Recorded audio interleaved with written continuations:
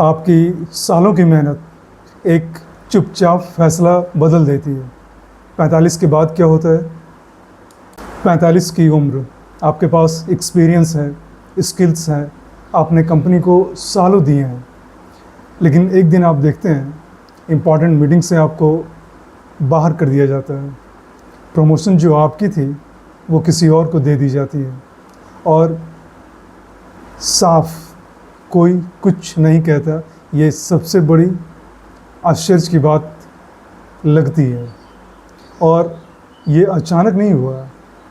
ये एक सिस्टम है जो धीरे धीरे काम करता है और आप सोच रहे हैं कि ये सिर्फ आपके साथ हो रहा है। क्या मैं कुछ गलत कर रहा हूँ, ऐसा आप सोचते हैं? जी नहीं, बिल्कुल भी नहीं। ये सिर्फ आपके साथ नहीं हो रहा। ये वीडियो आप और आपके जैसे लोगों के लिए ही मैंने बनाई है, जो 45 के बाद कॉरपोरेट में एक अजीब सी इनविजिबल वॉल, अदृश्य दीवार महसूस करते हैं, पर अब उनकी कोई बात नहीं सुन रहा। 19 साल एचआर में रहते हुए एक चीज़ मैंने बहुत करीब से देखी है, और वो क्या है?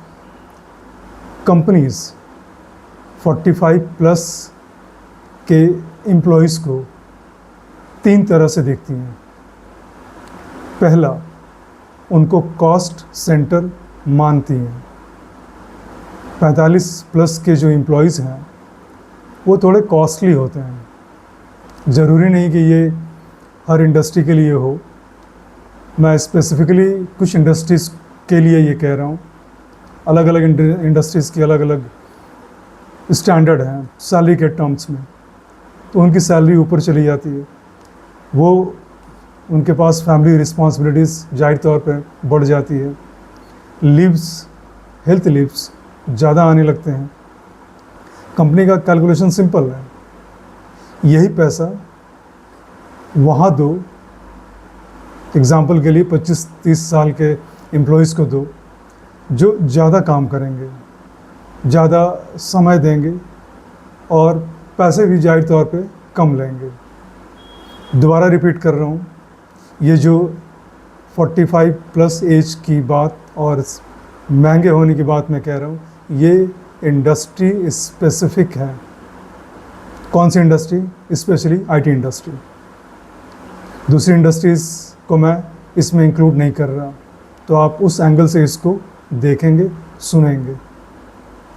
दूसरा, इसको बोला जाता है स्किल ऑब्सोलेंस। क्या मतलब है इसका? मतलब ये है कि आपका एक्सपीरियंस आपको लगता है कि आपकी स्ट्रेंथ है, ताकत है, वहीं उसी एक्सपीरियंस को companies old way of working के तौर पे देखती है। क्यों देखती है? क्योंकि नए नए टूल्स आ गए, नई नई टेक्नोलॉजी आ गई, और उनका ये मानना है, उनका मतलब कॉर्पोरेट का ये मानना है कि इस एम्प्लॉयज़ को ट्रेन करने में ज़्यादा टाइम लगेगा। तो यहाँ पे आपकी स्किल्स जो है वो ऑब्सोलीट हो जाती है उनकी नज़रों में। और तीसरी, ये सबसे ख़तरनाक है मेरी नज़रों में। क्या है ये? इसको मैं कहता हूँ साइलेंट साइड ट्रैकिंग। मतलब आपको कुछ बोला नहीं जाता, कोई वर्ड आपको बोला नहीं जाता, बस धीरे धीरे आपको इम्पॉर्टेंट मीटिंग से बाहर कर दिया जाता है। आपके प्रोजेक्ट्स किसी और को दे दिए जाते हैं और आपकी रिपोर्ट्स अब नीड टू नो बेसिस पर आ जाती है। सोचिए ज़रा कि आपके साथ ये हो रहा है। अब आप कहेंगे ठीक है, समझ गया, लेकिन मैं कैसे पहचानूं कि ये मेरे साथ हो रहा है? चलिए बताते हैं। 3 लक्षण, 3 साइन, ईमानदारी से देखिए। साइन नंबर 1, लक्षण नंबर 1, अब आप कंसल्टेड नहीं है, इन्फॉर्म्ड है। मतलब पहले आपकी राय मांगी जाती थी, अब फैसले हो जाते हैं और बाद में आपको बताया जाता है कि हमने ये तय कर लिया है, वी हैव डिसाइडेड दिस। लक्षण नंबर 2, साइन नंबर 2, आपके रोल्स में मेंटोरिंग से ज़्यादा एग्जीक्यूशन कम वाली बात आपको दिखेगी। मतलब मेंटोरिंग आपको ज़्यादा करना है और एग्जीक्यूशन का जो काम है वो कम करना है। अचानक आपको बोला जाता है आप जूनियर्स को गाइड कीजिए। आप सोचेंगे ये प्रमोशन है, दिखने में लगेगा ये प्रमोशन है, मगर ठहरिए, सोचिए ज़रा, ये ट्रांजिशन है। किस चीज़ का? आपको एग्जीक्यूशन से हटाकर एडवाइजरी रोल में डाला जा रहा है। लक्षण नंबर 3, साइन नंबर 3, आपके विजिबल मोमेंट, जो आपकी विजिबिलिटी थी, इसको मैं विजिबल मोमेंट कहता हूँ, वो गायब हो गए हैं। कैसे? जो प्रेजेंटेशन आपको मिलते थे अब वो किसी और को दिए जा रहे हैं। क्लाइंट मीटिंग्स में आपकी जगह किसी और को भेजा जा रहा है कि ये XYZ एम्प्लॉइज़ आपके जगह ये अब क्लाइंट मीटिंग में जाएगा। और ये सब बहुत नेचुरली हो रहा है। दिखने में ऐसा लगता है जैसे कुछ हुआ ही नहीं है। हमें रुक जाने का डर होता है कि अगर हम रुक गए तो इसके बाद पता नहीं क्या होगा, और इसी डर से हम चुपचाप सहते रहते हैं। अब ज़रा सोचिए, ये किसी एक इंसान की गलती नहीं है। यहाँ कोई बॉस बैठा हुआ नहीं है जो आपको नीचे गिराना चाहता है, ऐसा बिल्कुल भी नहीं है। ये एक सिस्टम है, कॉरपोरेट सिस्टम इस तरह से डिज़ाइन किया गया है। जब आप 25-30 के होते हैं आप ग्रोथ असेट होते हैं, आप ग्रोथ असेट हो। कंपनी आप में इन्वेस्ट करती है, निवेश करती है, ट्रेनिंग देती है, एक्सपोजर देती है। क्यों? क्योंकि आपसे अगले 15-20 साल काम लेना है। और जब आप 35 से 40 के बीच में होते हैं तो इसका मतलब क्या है? तो आप कंपनी के नज़रों में स्टेबल परफॉर्मर हैं। मतलब आप डिलीवर करते हैं, आपकी डिलीवरी है किस चीज़ की? रिज़ल्ट की, एक्सपेक्टेशन की डिलीवरी है, लेकिन आपकी ग्रोथ रेट है वो स्लो हो गई है, धीमी हो गई है। कंपनी जानती है अब आप और ज़्यादा तेज़ी से आगे नहीं बढ़ेंगे, और 45 के बाद आप मेंटेनेंस कॉस्ट बन जाते हैं या मेंटेनेंस कॉस्ट हो जाते हैं। दोबारा रिपीट कर रहा हूँ, पहले भी बोला था, आप इसको जनरलाइज करके देखिएगा, इंडस्ट्री स्पेसिफिक हो करके मत देखिएगा। जब मैं कह रहा हूँ कि आप मेंटेनेंस कॉस्ट हो जाते हैं, इसका मतलब ये कि आपकी सैलरी ऊपर है और आपकी एनर्जी उसके कंपैरिजन में नीचे है। अब यहाँ पे आपके अपने पॉइंट ऑफ व्यू हो सकते हैं, मैं उसका रिस्पेक्ट करता हूँ, लेकिन ये कंपनी का नज़रिया मैं आपके सामने शेयर कर रहा हूँ। कम से कम कंपनी ऐसा मानती है।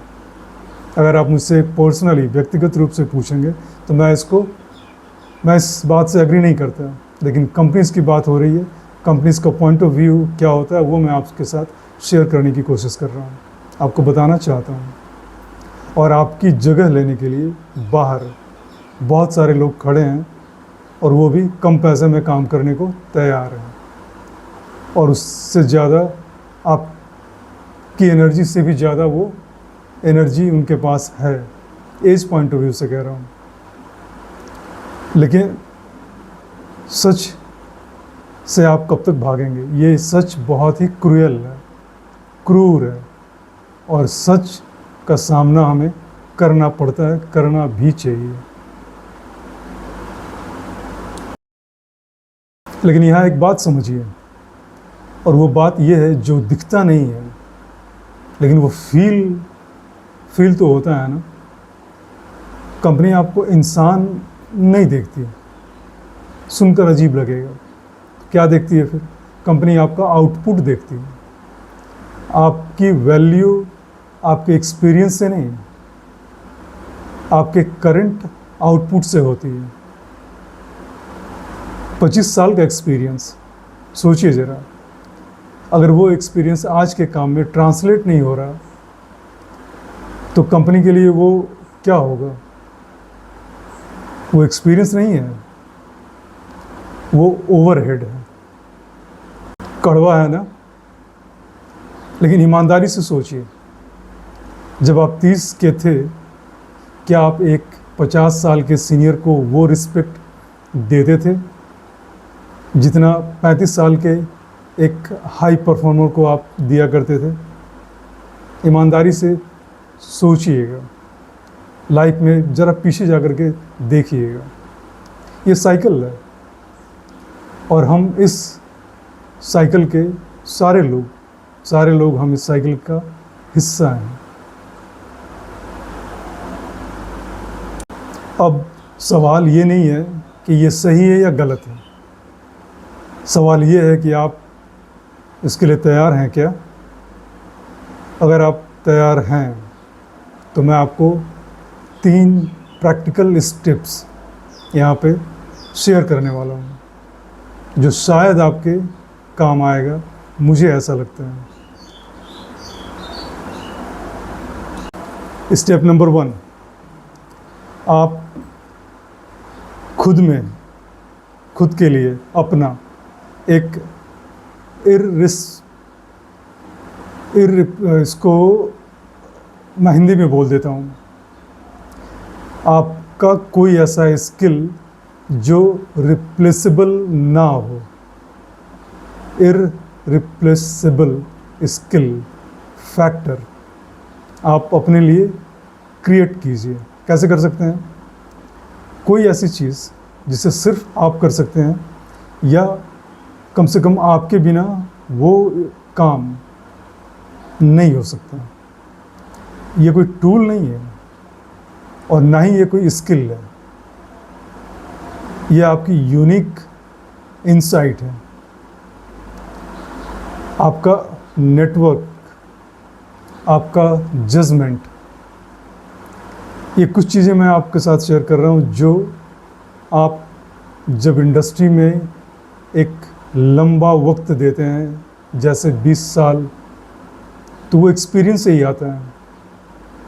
वो एक जो नया एम्प्लॉई है उसके पास नहीं होता, वो इंसाइट वो नहीं दे सकता। तो यहाँ पे जो मैं बताने की कोशिश कर रहा हूँ, आपके पास कुछ ऐसा होना चाहिए जो आपको इररिप्लेसेबल बना सके। कोई रिप्लेस आपको उस एक्सपीरियंस को, उस इंसाइट को, उस जजमेंट को ना कर सके। दूसरा स्टेप, 40s के बाद स्पेसिफिकली, क्योंकि यहाँ हम 45 प्लस का एज काउंट करके चल रहे हैं, तो आपका क्वेश्चन नेचुरली हो सकता है कि अभी आप 40s की बात क्यों कर रहे हो, 40 के बाद की बात, 40 का एज आप काउंट क्यों कर रहे हो? 40 के बाद अपने स्किल्स को फ्यूचर प्रूफ रखिए। हर साल एक नई स्किल को ऐड कीजिए। अब यहाँ पे आप सवाल नेचुरली वे में आएगा आपका कि कौन सा स्किल। मैं यहाँ पे टेक्निकल स्किल्स की बात नहीं कर रहा हूँ, क्योंकि जिस तरह से टेक्नोलॉजी का ज़माना है और जिस तरह से टेक्नोलॉजीज़ में नए नए चेंजेस आ रहे हैं, वो बहुत जल्दी ऑब्सोलीट हो जाता है, पुराना हो जाता है, आउटडेटेड हो जाता है। मैं बात कर रहा हूँ स्ट्रैटेजिक स्किल की, जैसे people management, crisis handling, cross team handling, cross departmental projects handling experience. ये वो स्किल्स हैं, एग्जाम्पल्स मैंने आपको दिए हैं, जो एज के साथ वैल्यू को भी बढ़ाती हैं, और ये एज और एक्सपीरियंस के साथ ही आता है। आज भी आप देखेंगे पीपल मैनेजमेंट के बारे में लोग बहुत सारे सवाल उठाते हैं। टीम इश्यूज़, टीम हैंडलिंग, लोग जो मैनेजर के पोजीशन पे हैं उनको बड़ी दिक्कत होती है अपने टीम को मैनेज करने में। वो सब कुछ कर लेते हैं लेकिन पीपल मैनेजमेंट के नाम पे वो सरेंडर करने लगते हैं। वो उनका सबसे नेगेटिव एरिया बन जाता है। मैं उसकी बात कर रहा हूँ। और तीसरा स्टेप, अपना प्लान बी हमेशा रेडी रखिए। क्यों मैं ऐसा कह रहा हूँ? क्योंकि जॉब जाने के बाद अगर आप सोचते हैं तो आपके लिए थोड़ी मुश्किल होगी, लेकिन साइड बाय साइड एक ऐसा काम जो आपका पैशन हो, जिसमें आपको मज़ा आता हो, अगर आप साइड बाय साइड आप उसको करते चले जाते हैं, कुछ दिनों बाद वो डेवलप कर जाएगा। वो स्किल आपकी डेवलप करके आपको एक छोटा इनकम ही सही जनरेट करना शुरू कर देगी आपकी इनकम को। बाद में आपके पास चॉइस होगा कि अगर आपका साइड बिजनेस ग्रो कर रहा है तो आप जॉब छोड़ करके फुल टाइम उसमें आ सकते हैं। अब कौन सा काम करें, कौन सा स्किल, कौन सा पैशन, एग्जाम्पल कोट कर दे रहा हूँ। आप कंसल्टिंग में चले जाइए, मेंटोरिंग में चले जाइए, टीचिंग में चले जाइए, राइटिंग में चले जाइए, जो कुछ भी आपका इंटरेस्ट है आप उसमें जाइए। क्योंकि जॉब टाइटल के बाहर एक रेलिवेंसी ज़रूर क्रिएट कीजिए। अगर आप मुझसे पूछेंगे इन 3 स्टेप्स में सबसे ज़्यादा वैल्यू या इम्पोर्टेंस मैं किसको देता हूँ, तो मैं स्टेप नंबर 3 को देता हूँ। क्यों देता हूँ? क्योंकि जॉब सिक्योरिटी जो है ना, वो एक इल्यूज़न है। मैंने इस पर एक वीडियो भी बनाई है, आप चाहें तो जा कर के मेरे चैनल पे देख सकते हैं। और जो लोग इसे मतलब जॉब सिक्योरिटी के इल्यूजन के जाल से बाहर आ जाते हैं, जो बहुत जल्दी समझ जाते हैं, उस रियलिटी को समझ जाते हैं, वो 45 के एज के बाद कम झटका खाते हैं। मेरा ऐसा मानना है। जैसा कि मैं अक्सर कहता हूँ, थकान का मतलब ये नहीं कि आप फेलियर हैं, बल्कि इसका मतलब मेरे हिसाब से, जो मैं मानता हूँ, इसका मतलब ये है कि आप वो बोझ चुपचाप ढो रहे हैं।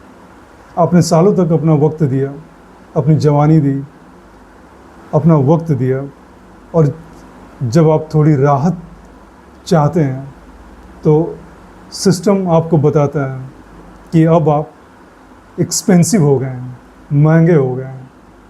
और ये आपकी गलती नहीं है। आप अपने अनुभव ज़रूर साझा कीजिएगा इस टॉपिक पे, इस बिंदु पे, इस पॉइंट पे। क्या आपके देखने में ऐसा आया है कि 45 प्लस के जो एम्प्लॉयज़ हैं कॉरपोरेट में स्पेसिफिकली, उनको कुछ अलग तरीके से ट्रीट किया जा रहा है? कोई स्पेसिफिक मोमेंट अगर आपको याद आए जब आपने ऐसा फील किया हो, तो कमेंट में लिखिएगा ज़रूर। अगर ये बातें आपको रिलेट कर पाई हो, रिलेटेबल लगी हो, तो आप कमेंट के ज़रिए अपना एक्सपीरियंस शेयर कीजिए। हो सकता है वो शब्द जो आपने फील किए हैं, जो आपने महसूस किया है, कोई और अकेला ही महसूस कर रहा है, और ये उसे समझने में मदद मिलेगी जब आप अपना एक्सपीरियंस शेयर करेंगे। मिलता हूँ अगली वीडियो में। नमस्कार।